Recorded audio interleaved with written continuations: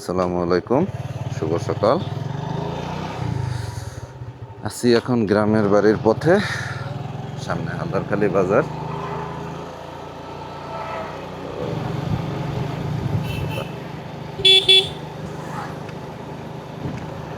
মোড়গুলো এক একটা এমন চিপা, ওই পাশ দিয়ে কিছু আসলে আর দেখা যায় না।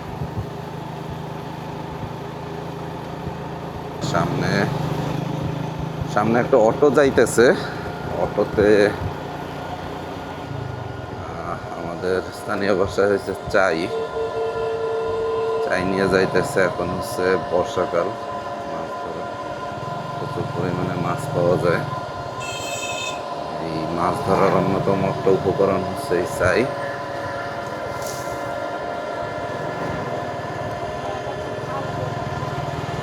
বাঁশ দিয়ে তৈরি, সম্পূর্ণ বিশেষভাবে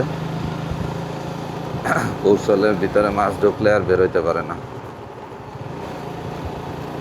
ছোটবেলায় এই সময়টায় চাই দিয়ে অনেক মাছ ধরছে, অন্যরকম একটা আনন্দ কাজ করতো এই মাছ ধরা নিয়ে। বলতেছিলাম যে ছোটবেলায় এই সময়টায় স্থানীয়ভাবে তৈরি এই চাই, আর একটা আছে ছাবি, বড়শি, জাল, এগুলো নিয়ে খুব মাতামাতি করতাম। এবং মাছ ধরার একটা অন্যরকম একটা আনন্দ ছিল।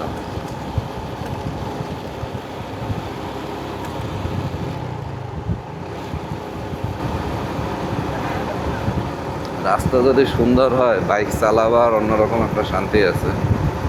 আর আমি সাধারণত সোলো ট্রাভেলটা পছন্দ করি, যার ফলে আমার কাছে এরকম ফ্রেশ রাস্তা, নিজের বাইক, চারপাশের প্রকৃতি অসাধারণ লাগে।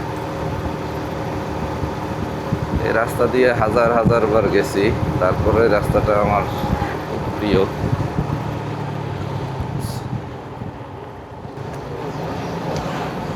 বর্তমানে একটা বিষয় না বললেই নয়, বিশ্বকাপ খেলা পুরোদমে চলতে আছে।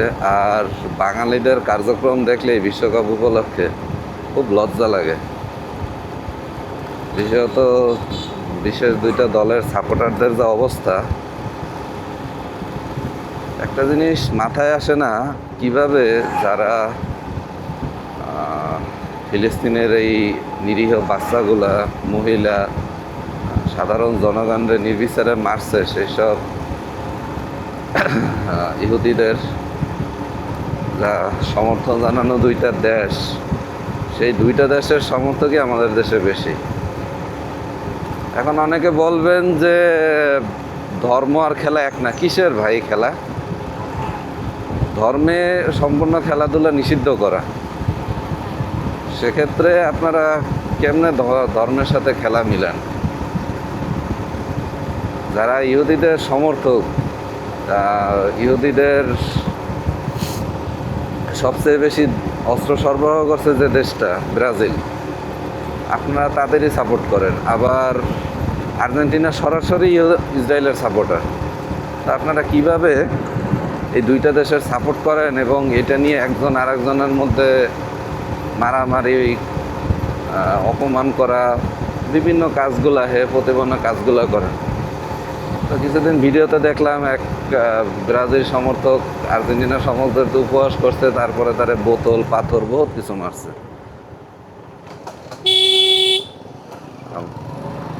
আবার অন্যদিকে দেখা যায় আর্জেন্টিনা সমর্থকরাও এই ব্রাজিল সাপোর্টারদের বিভিন্নভাবে প্রতিপন্ন করে। এতে কি ওই দেশের দুইটা কোনো উপকার হইতেছে না? আমাদের এই যে পাগলামি বলেন, এটা পাগলামি না, এটারে বলতে না বোকদামি, বরিশালের ভাষায় বোকদামি বা বলদা মার্কা কাজগুলো আপনারা কেন করেন?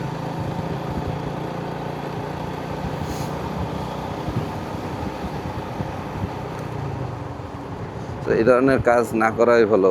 হ্যাঁ, কিছু সময় বিনোদনের জন্য খেলা দেখতে পারেন, ওই পর্যন্ত শেষ। তাও দেখা উচিত না। অন্তত নিজেদের যদি স্বাস্থ্য মুসলমান বা ইমানদার মনে করেন,